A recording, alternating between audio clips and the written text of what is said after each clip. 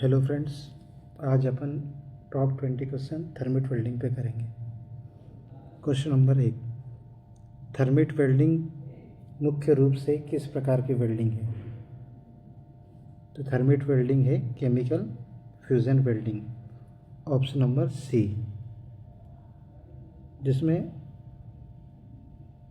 जिसमें एल्यूमिनियम और ferric oxide का यूज़ किया जाता है।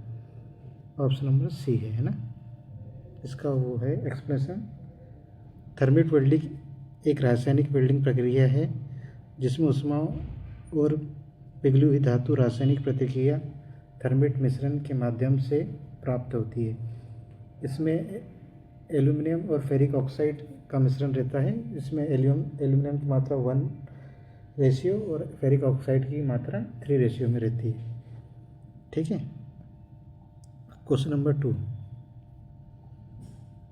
थर्मिट वेल्डिंग में एल्यूमिनियम और आयरन ऑक्साइड का अनुपात वजन के अनुसार कितना होता है? तो मैंने अभी आपको बताया 1:3। ऑप्शन नंबर ए। ठीक है।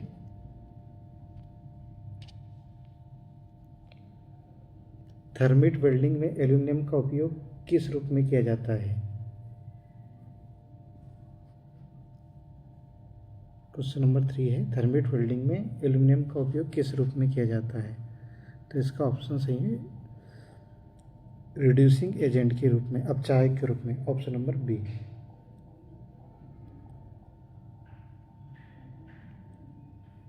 Option number B.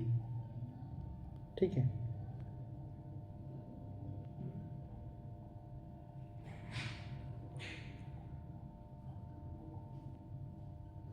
Thermite question number 4, thermite रासायनिक प्रतिक्रिया शुरू करने के लिए इग्निशन पाउडर के रूप में किसका उपयोग किया जाता है?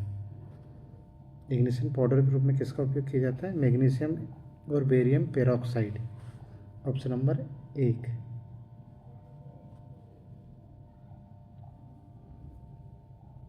इसका एक्सप्लेनेशन है, थर्मिट प्रतिक्रिया को शुरू करने के लिए बहुत उच्च तापमान की आवश्यकता होती है, अप्रॉक्सीमेटली 3300-3400 डिग्री सेंटीग्रेड, जो मैग्नीशियम रिबन और बेरियम पेरोक्साइड के मिश्रण को जलाकर प्राप्त किया जाता है।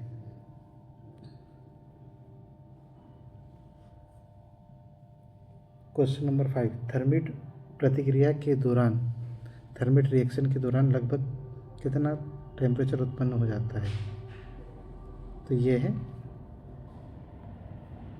लगभग 2700 से 3000, मतलब 3000 डिग्री सेंटीग्रेड के आसपास है ना। इसका ऑप्शन नंबर सी सही है।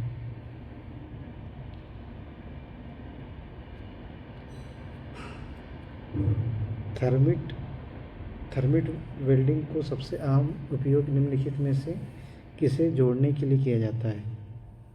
तो ये तो सबको पता होगा, रेलवे ट्रैक, रेलवे पटरी को, क्योंकि ये रासायनिक अभिक्रिया के थ्रू की जाती है ये वेल्डिंग, जहाँ इलेक्ट्रिसिटी की पहुंच नहीं होती। रेलवे ट्रैक में इलेक्ट्रिसिटी की पहुंच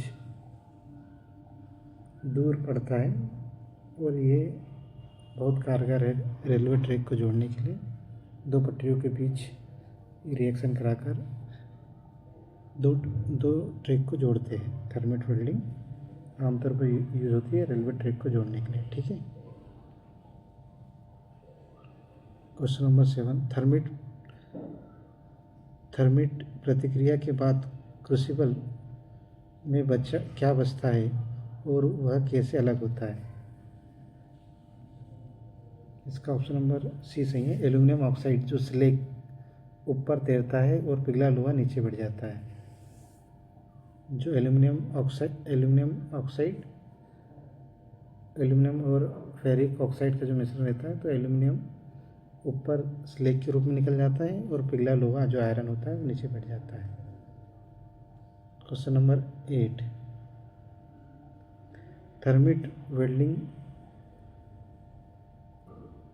थर्मिट प्रतिक्रिया को किस श्रेणी में बांटा जाता है? कौन सी? Endothermic, exothermic. इसमें ऊष्मा निकलती है तो इसमें होगा ऊष्मा क्षेपी, है ना।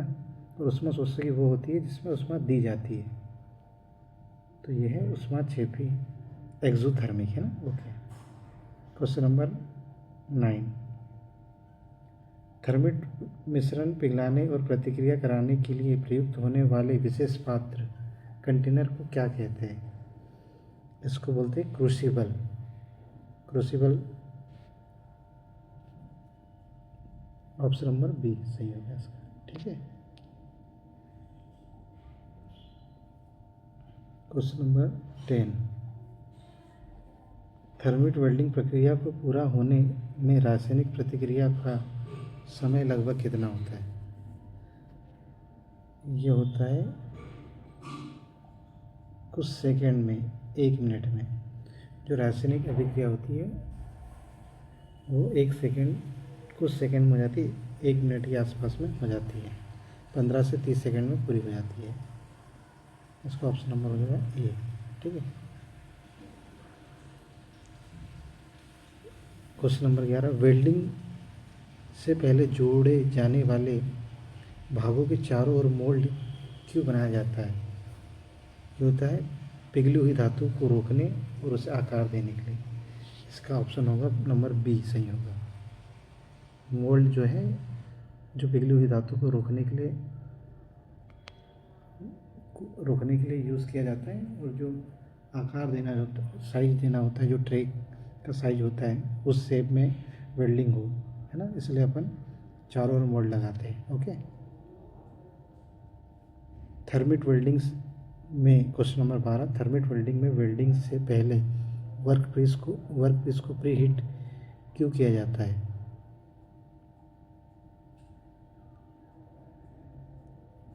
इसका होगा थर्मल शॉक से बचने और अच्छी फ्यूज़न के लिए।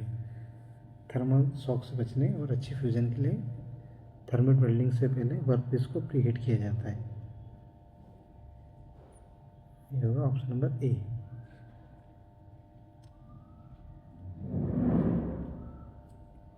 रेलवे पटरियों को थर्मिट वेल्डिंग के किस प्रकार की मोल्डिंग सामग्री का उपयोग किया जाता है? तो इसके लिए है दुर्द्रम्य रेत और बाइंडर का मिश्रण CO2 रेजिन सैंड। ये CO2 रेजिन सैंड का यूज़ किया जाता है मोल्डिंग प्रक्रिया में। ऑप्शन नंबर सी सही होगा। ठीक है,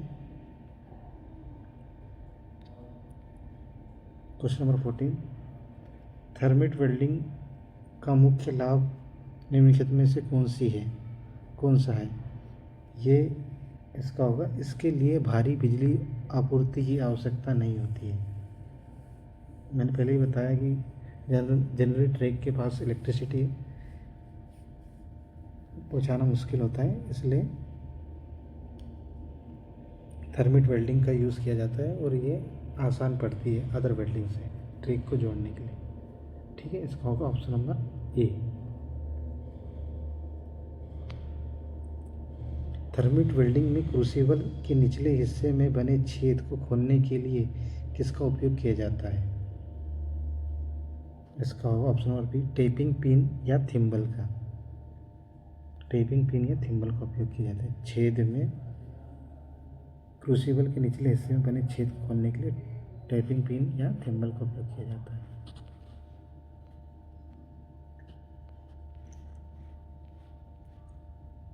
हाँ, अब इसकी रासायनिक रिएक्शन आ गई है क्वेश्चन नंबर 16 में। थर्मिट रासायनिक प्रतिक्रिया का सही समीकरण कौन सा है? तो ये है, इसका होगा ए। इसमें 8 एल्युमिनियम के +3 आयरन ऑक्साइड प्लस, तो इसे 9 Fe और हीट लिख लेगी, है ना, तो इसका हो जाएगा ए। थर्मिक वेल्डिंग के संबंध में कौन सा कथन सत्य है? इसका हो जाएगा, यह एक प्रकार की कास्टिंग और वेल्डिंग का मिश्रण है। इसमें ऐसा लगता है कि कास्टिंग प्रोसेस के से रिलेटेड है और इसमें वेल्डिंग भी हो रही थी, दोनों का मिश्रण है ना, थर्मिट वेल्डिंग। ये कास्टिंग और वेल्डिंग का मिश्रण है, इसका ऑप्शन नंबर बी सही होगा।